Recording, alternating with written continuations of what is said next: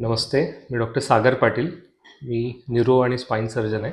मागच्या 3 वर्षापासून मी धुळ्यात प्रॅक्टिस करतोय. आज आपण स्लिप डिस्क या विषयावर बोलूयात. स्लिप डिस्क म्हणजे मणक्यामधली जी गादी असते ती सरकणे म्हणजे स्लिप डिस्क. मणक्यामध्ये प्रत्येक 2 मणक्याच्या मध्ये अशी एक गादी असते जी शॉक ॲब्झॉर्बर किंवा कुशनसारखं तिचं काम असतं. ज्यावेळेला मणक्यामध्ये हालचाल होते त्यावेळेला नसांना इंजुरी होऊ नये म्हणून ती गादी शॉक ॲब्झॉर्बरचं काम करते. ज्यावेळेला काही कारणाने ही गादी सरकते त्यावेळेला त्याला स्लिप डिस्क म्हणतात. मग ही गादी सरकल्यामुळे ज्या पायाच्या नसा ज्या कमरेतून निघतात त्या ज्या कमरेतनं खाली पायापर्यंत येतात त्या नसा दाबल्या जातात, त्यांना सूज येते आणि त्याच्यामुळे जे दुखणं कमरेतनं खाली पायापर्यंत येतं त्याला सायटिका म्हणतात. ठीक आहे, म्हणजे स्लिप डिस्कमुळे जो पायांना त्रास होतो, नसांचं दुखणं जे असतं त्याला सायटिका असं म्हणतात. आता स्लिप डिस्क कशामुळे होतं हे आपण जाणून घेऊयात. काम करताना कमरेत खूप जास्त वाकून काम केल्याने किंवा जड वस्तू कमरेत वाकून उचलल्याने किंवा बऱ्याचदा ॲक्सिडेंट इंजुरीजमुळे किंवा खूप प्रोलॉंग सिटिंग सिडेंटरी ज्यावेळेला लाईफस्टाईल असते, बसून ज्यावेळेला जास्त काम असतात, पोश्चर करेक्ट नसतं आणि सोबत ज्या हॅबिट्स लाईक स्मोकिंग, तंबाखू ह्या गोष्टींचं सेवन याच्यामुळे जे गादीच्या बाहेरचं आवरण असतं ते कमजोर होतं आणि तिकडनं बऱ्याचदा गादी सरकून नसांना ती दाबायला लागते. स्लिप डिस्कची लक्षणं काय असतात? कमरेत दुखणं, ते दुखणं खाली पायांपर्यंत येणं, पायाला मुंग्या येणं, बऱ्याचदा खूप जास्त त्रास असेल तर लघवी किंवा संडासचा कंट्रोल जाणं, ह्या गोष्टी जर होत असतील तर आपण न्यूरोसर्जन किंवा स्पाइन सर्जनला कन्सल्ट केलं पाहिजे. त्याच्यासाठी पुढे जाऊन आपल्याला इन्व्हेस्टिगेशन्स करायला लागतात, जसं पाठीचा एक्सरे किंवा MRI. त्याच्यामध्ये आपल्याला ह्या गोष्टी कन्फर्म होतात. तर स्लिप डिस्कचा उपचार काय असतो?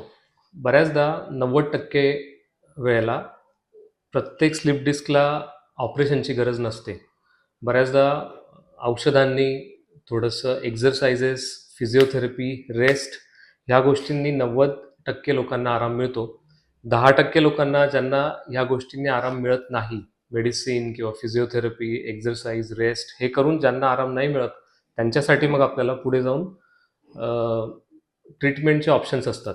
त्याच्यामध्ये पहिलं ऑप्शन रूट ब्लॉक म्हणतात त्याला, ज्याला आपण जिथे गादी सरकल्यामुळे नस दाबली जाते त्या ठिकाणी आपण सियाम गायडेड ऑपरेशन थिएटरमध्ये तिथे आपण इंजेक्शन देतो आणि तिथलं जे इन्फ्लामेशन किंवा सूज असते ती त्याच्याने कमी होते आणि त्याच्याने जर सूज पूर्णपणे कमी झाली तर पेशंटला रिलीफ मिळतो. त्याच्याने पण नसेल होत तर मग त्यानंतर आपल्याला ऑपरेशन हा पर्याय उरतो. त्याच्यात 2 पद्धती असतात. एक तर कन्व्हेन्शनल ओपन सर्जरी, जे आतापर्यंत होती आतापर्यंत आपण बघत आलोय, आणि दुसरी नवीन आता ॲडव्हान्स त्याला एंडोस्कोपिक स्पाइन सर्जरीने आपण ही प्रॉब्लेम सॉल्व्ह करू शकतो, ज्याच्यामध्ये आपण खूप मोठा त्याला चिरफाड न करता, मसलचं खूप जास्त डिसेक्शन न करता आपण 1 किंवा 2 टाक्यांनी फक्त दुर्बीणने आपण तिथपर्यंत पोचतो आणि हा जो गादी सरकलेला जो भाग असतो तो आपण दुर्बीणने काढून घेतो. त्याच्यानंतर इमिजिएटली त्याच दिवशी संध्याकाळी किंवा दुसऱ्या दिवशी पेशंट चालणं, फिरणं या सगळ्या गोष्टी सुरू करू शकतो. याचे फायदे म्हणजे याला रिकव्हरी याची फास्ट असते, लवकर पेशंट आपलं काम चालू करू शकतो आणि मध्ये खूप जास्त आपण मसल किंवा बोनला खूप डॅमेज न करता हे ऑपरेशन्स सेफली होतात. तर अशा प्रकारचे मणक्याशी रिलेटेड किंवा स्लिप डिस्क, सायटिका असा प्रकार जर तुम्हाला असेल आणि तुम्हाला त्याच्यासाठी कन्सल्टेशन करायचं असेल तर तुम्ही खाली दिलेल्या नंबरवर कॉन्टॅक्ट करून मला भेटू शकतात. धुळ्यामध्ये मी अद्वय न्यूरोस्पाइन क्लिनिक देवपूर येथे OPD माझी असते आणि एंडोस्कोपिक स्पाइन सर्जरी अशा प्रॉब्लेमसाठी मी धुळ्यात मागील 1 वर्षापासून करतोय.